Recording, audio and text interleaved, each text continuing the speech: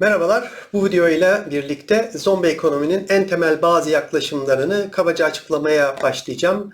İlk olarak serbest piyasa ekonomisinin özünde istikrarlı ve gelir dağılımının da adil olduğu varsayımını inceleyeceğim. Zombi ekonomiye göre serbest piyasa ekonomisi özünde istikrarlıdır.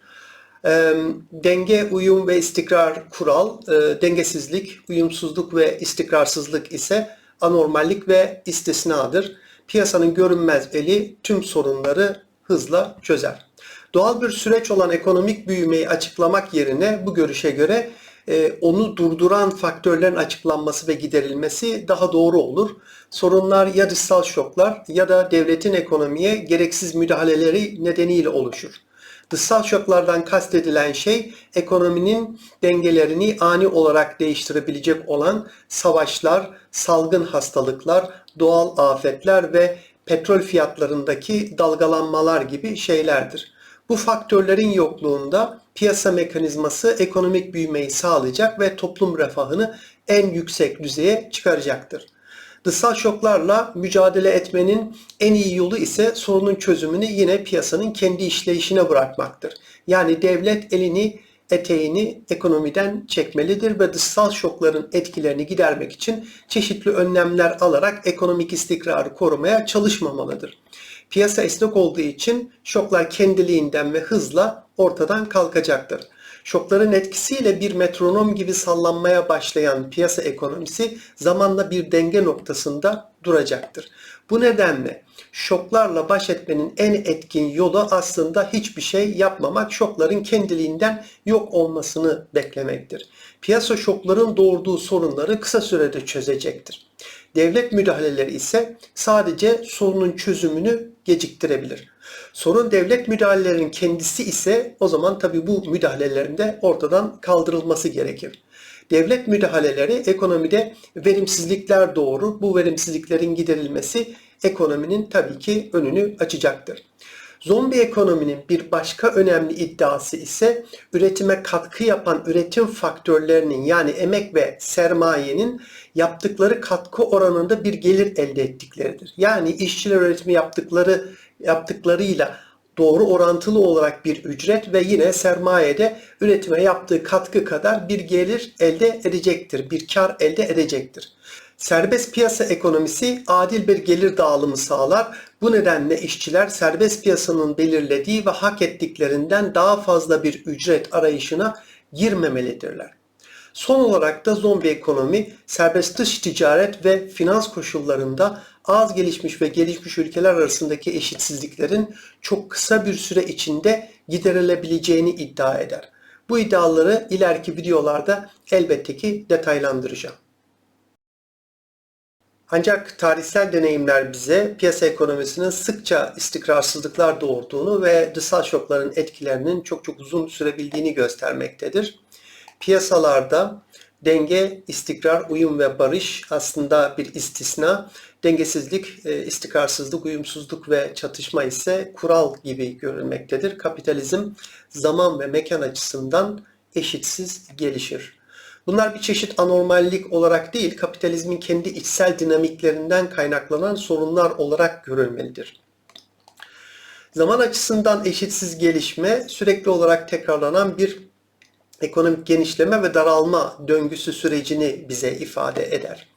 Bu şekilde kırmızı halkalarla gösterdiklerim ekonomik küçülme ya da kriz dönemleridir.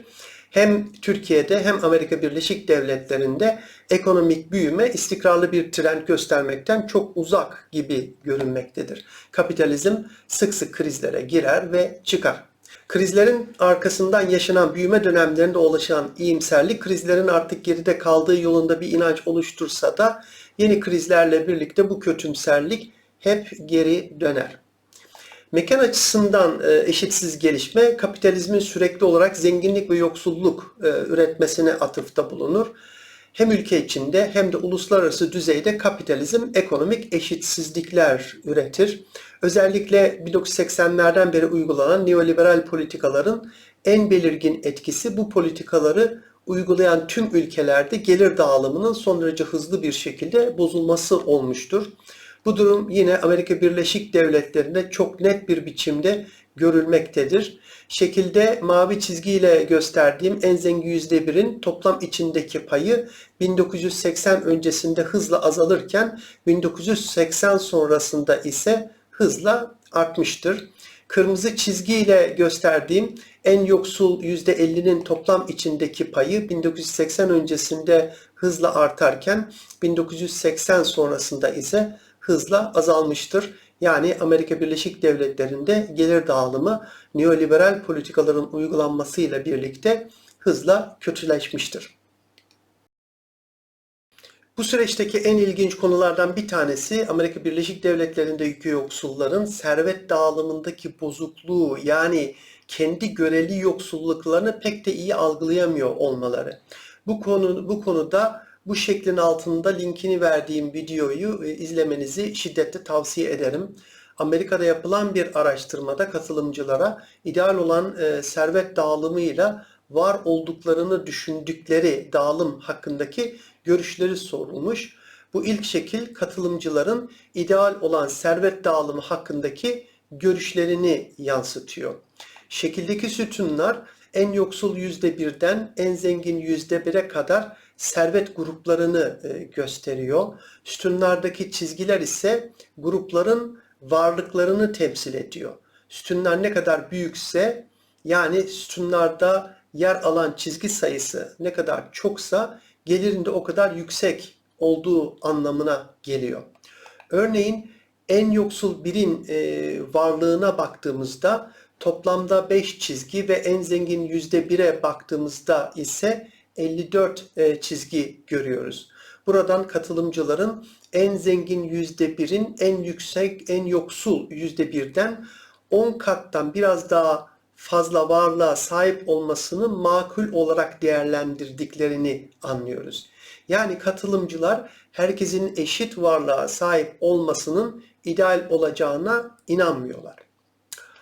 Ayrıca her 10 sütunu bir araya getirerek onluk gelir gruplarının payını görmek de mümkün.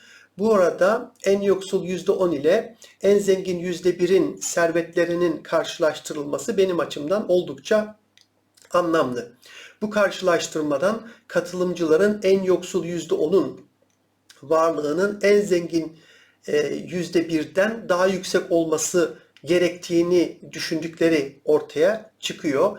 Yani katılımcılar en zengin %10'un servetlerinin en yoksul %1'in 0,64 katı olmasının ideal olacağını düşünüyorlar.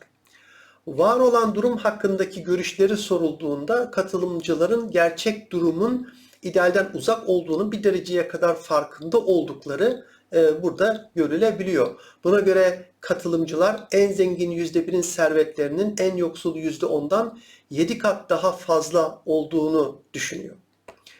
Ancak gerçek durum katılımcıların düşündüklerinden çok daha vahim.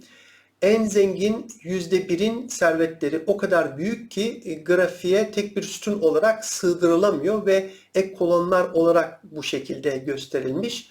Buna göre en zengin %1'in servetleri en yoksul %10'un servetlerinden tam 467 kat daha fazla. Yani 7 kat tahmin edilen nerede, 467 kat nerede? Bu sonuçların verdiği mesaj oldukça net. Evet, Amerika Birleşik Devletleri'nde servet dağılımı çok eşitsiz ama bundan daha da ilginç olanı Amerikalıların var olan servet eşitsizliğinin boyutlarının farkında bile olmamaları.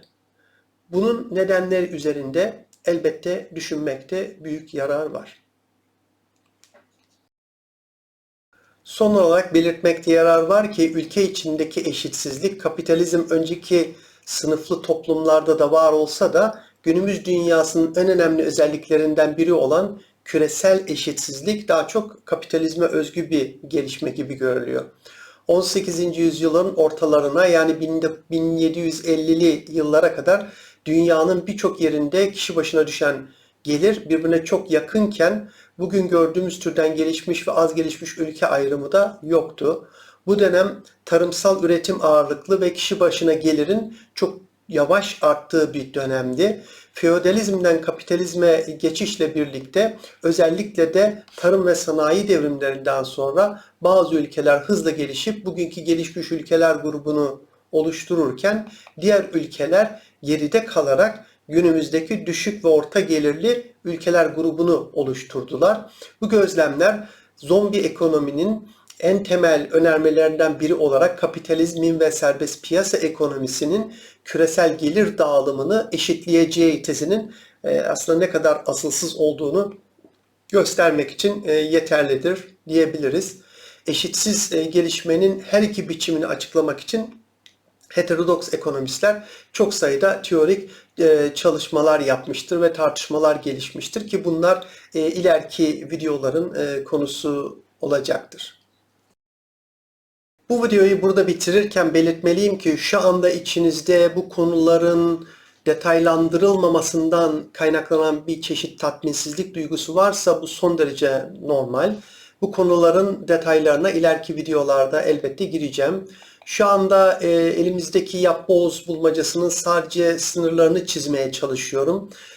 Bu nedenle şu anda bulmacanın size fazla bir anlam ifade etmemesi ve büyük resmi görmemeniz son derece doğal. Ancak videolar ilerleyip bulmacanın içi dolmaya başladığında resmi yavaş yavaş görmeye ve giderek daha fazla keyif almaya başlayacaksınız. Bu videoyu da burada bitiriyorum. Bir sonraki videoya kadar şimdilik hoşça kalın.